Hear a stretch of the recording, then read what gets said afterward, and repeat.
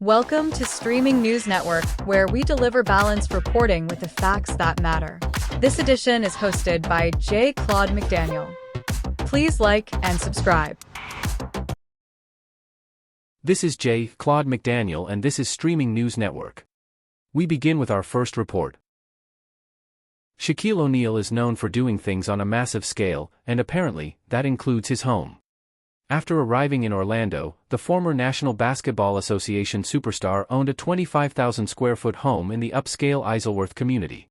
But Shaq says he became frustrated after learning his property was only the third largest in the neighborhood. So, he went bigger. O'Neal added a gym, additional living space, a 5-bedroom guest house, a large swimming pool, and a recording studio. The result was a staggering 76,000-square-foot estate. But the competition didn't end there. Shaq later noticed another enormous home under construction, one measuring approximately 115,000 square feet. That experience, he says, changed his perspective on wealth and taught him that sometimes the smartest move is not showing everyone what you have. Today, O'Neal has built a business empire with an estimated net worth of about $500 million. This is Streaming News Network. Hurricane Lala has battered Hawaii with powerful winds, torrential rain, and dangerous flooding, while narrowly missing a direct strike on the Big Island.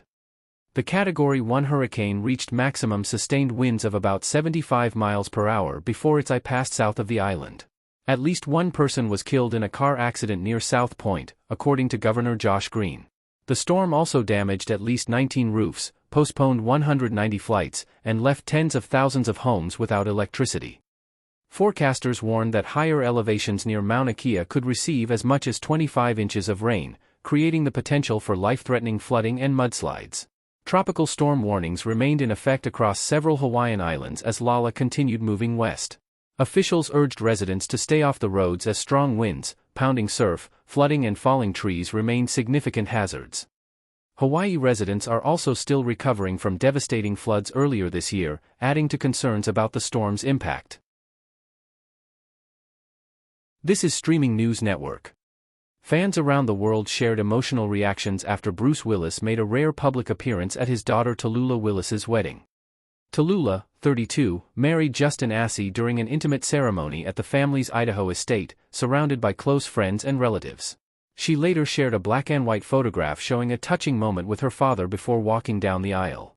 The appearance carried special meaning as Bruce continues his battle with frontotemporal dementia, a condition that ended his acting career. Family members including Tallulah's mother, actress Demi Moore, and her sisters Rumer and Scout Willis attended the celebration. Demi and Scout served as official witnesses for the marriage. Tallulah described the wedding as a dream come true and shared that one emotional highlight came when she saw her mother smiling before the ceremony. She also revealed a surprise musical tribute featuring the voice of Coldplay's Chris Martin.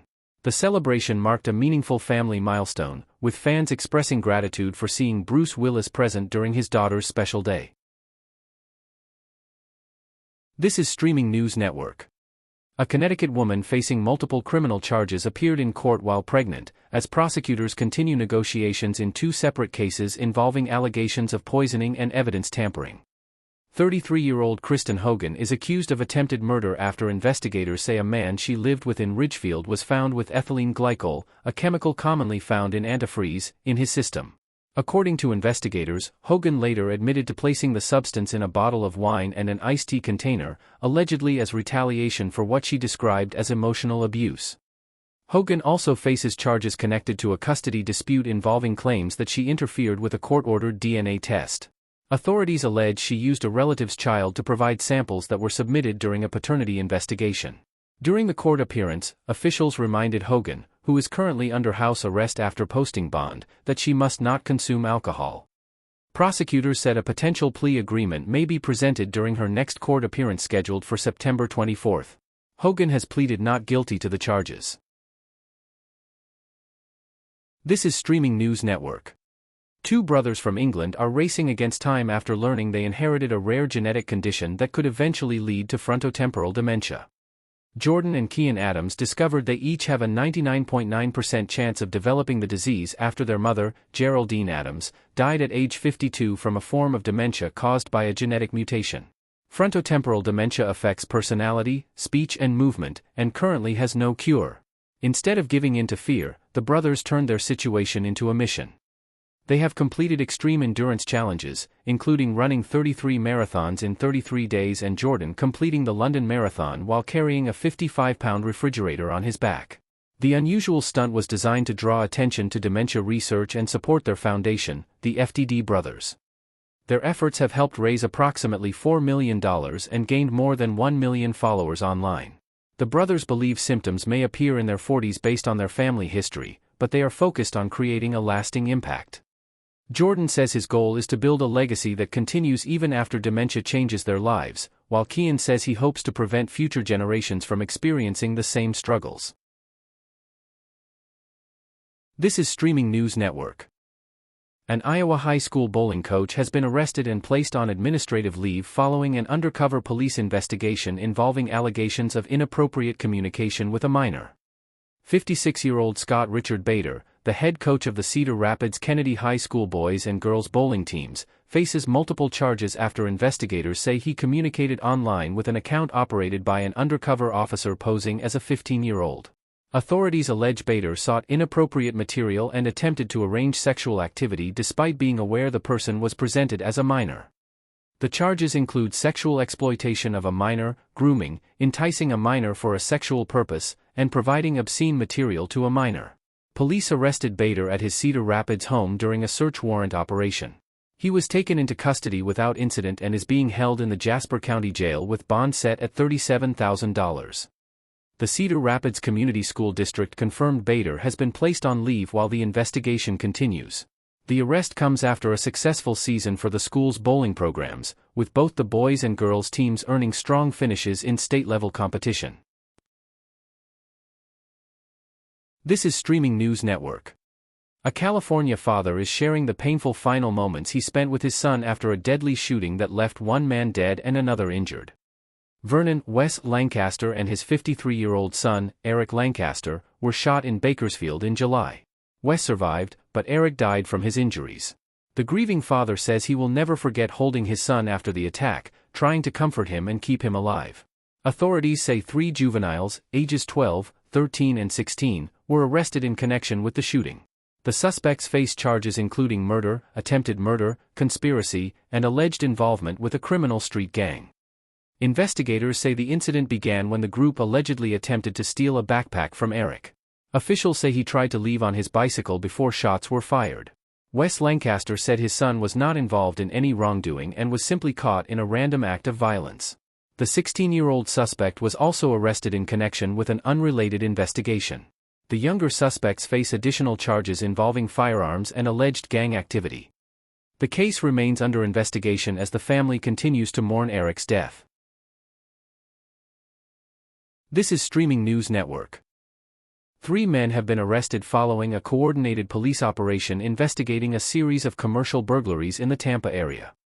Authorities say 25-year-old Melvin Jackson, 34-year-old Adrian Mitchell, and 35-year-old John Echeverria were taken into custody after an overnight surveillance operation involving the Tampa Police Department and the Hillsborough County Sheriff's Office.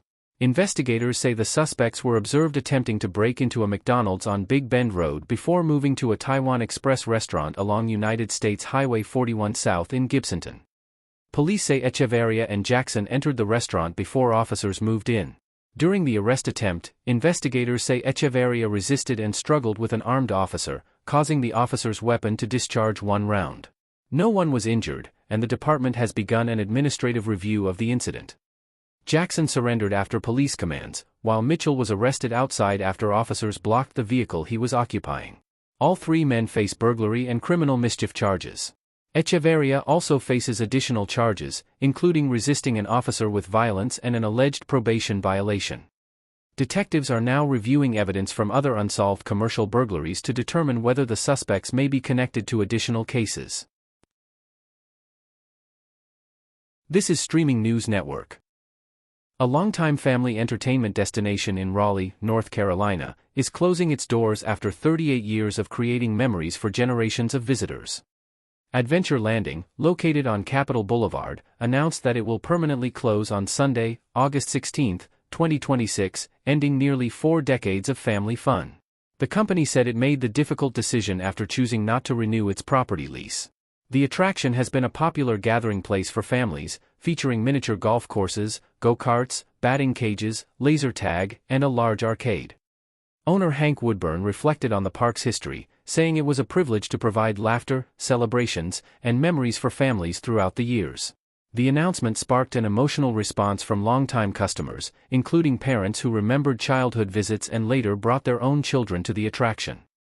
The Raleigh closure follows other changes for the Adventure Landing brand, including the previous closing of its Jacksonville Beach, Florida, location. Several Adventure Landing locations remain open, including parks in Gastonia and Winston-Salem, North Carolina, along with locations in Texas and New York. Visitors with unused game credits, prize tickets, vouchers, or gift cards are being encouraged to redeem them before the final closing date. I am Claude McDaniel for Streaming News Network. Thank you for watching and staying informed. Thank you for viewing Streaming News Network videos, and also short and special reports.